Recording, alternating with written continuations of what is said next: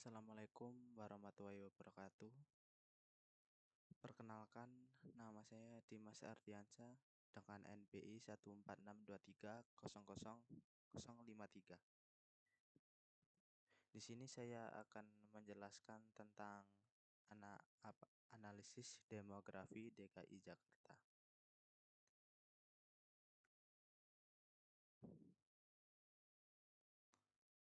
Untuk yang pertama di sini ada jumlah penduduk per tahun. Nah, analisis data ini menunjukkan peningkatan jumlah penduduk dari 10,1 juta pada tahun 2018 menjadi 11,3 juta pada tahun 2021. Ini menandakan tren pertumbuhan yang stabil selama 4 tahun terakhir. Untuk respon saya, pertumbuhan penduduk yang terus meningkat menuntut perhatian terhadap kapasitas infrastruktur dan layanan dasar kota. Kepadatan juga berisiko meningkatkan jika tidak diantisipasi. Keputusan saya, pemerintah perlu menyesuaikan rencana tata kota dan investasi dalam fasilitas umum seperti transportasi, perumahan, pendidikan, dan kesehatan secara proporsional dengan laju pertumbuhan penduduk. Selanjutnya ada jumlah penduduk berdasarkan jenis kelamin. Analisa saya, komposisi penduduk laki-laki sebesar 50,11 dan perempuan 49,59, menunjukkan keseimbangan yang baik secara gender.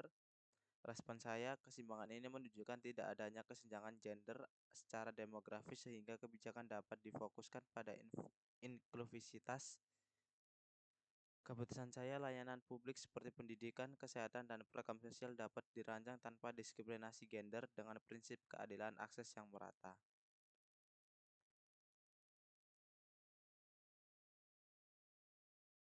Untuk bentar.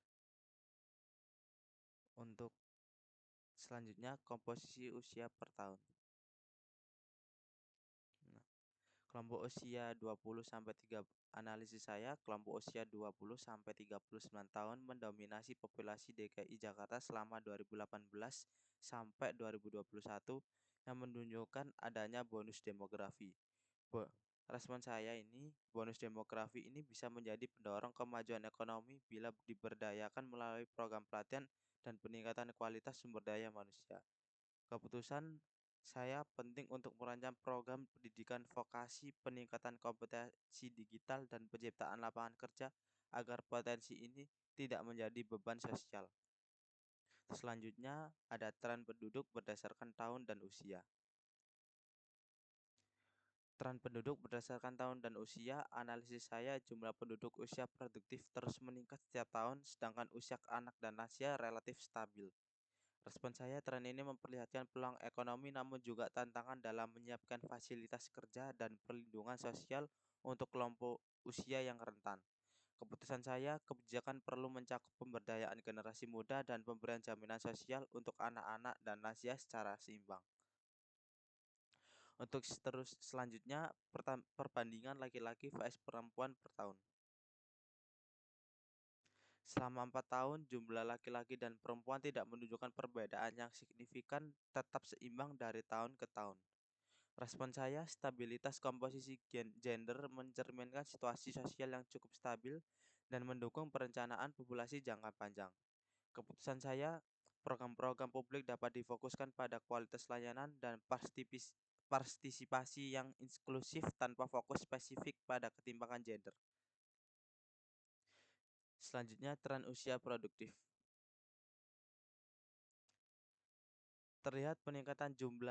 Analisis saya terlihat peningkatan jumlah penduduk usia produktif yang mencerminkan potensi tenaga kerja yang semakin besar. Respon saya, hal ini merupakan peluang besar bagi sektor ekonomi dan industri jika diarahkan pada pengembangan tenaga kerja yang kompeten dan berdaya asing. Keputusan saya, perluasan program pelatihan keterampilan kerja, inkubasi usaha kecil, dan penyediaan akses modal bagi wirausaha muda menjadi strategi yang tepat. Selanjutnya, peta wilayah berdasarkan kabupaten atau kota. Analisis saya, sebaran penduduk menunjukkan konsentrasi yang tinggi di wilayah Jakarta Timur dan Barat, sedangkan Kepulauan Seribu sangat rendah. Respon saya kesenjangan ini bisa memicu ketimpangan dalam pembangunan dan akses layanan publik. Keputusan saya, kebijakan pembangunan harus bersifat desentralisit dan desentralistik dengan fokus pada pemerataan infrastruktur, layanan dasar, dan integrasi antar wilayah melalui konektivitas transportasi. Terima kasih. Sekian presentasi tentang analisis DKI Jakarta dalam pembuatan Power BI. Bila ada salah kata, mohon maaf. Wassalamualaikum warahmatullahi wabarakatuh.